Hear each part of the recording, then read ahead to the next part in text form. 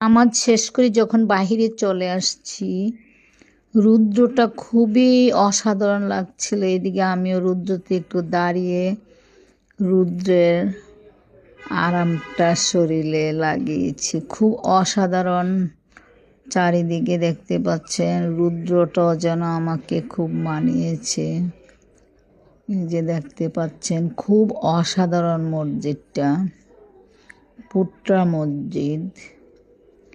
এই যে আমাদের ভিডিও করছিল ইকরা, চলে আসছি কিছুক্ষণের মধ্যে আমরা।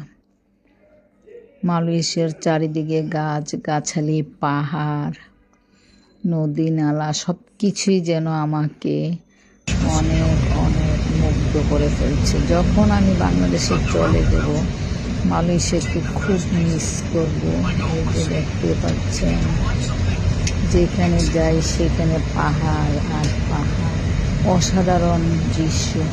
দেখ, সবাই আমার পাশে থাকবেন, আমাকে দোয়া করবেন, আমার পরিবারের জন্য দোয়া করবেন। সবার ভালোবাসার মধ্যে থাকতে চাই। ওকে, বাই, আল্লাহ হাফেজ।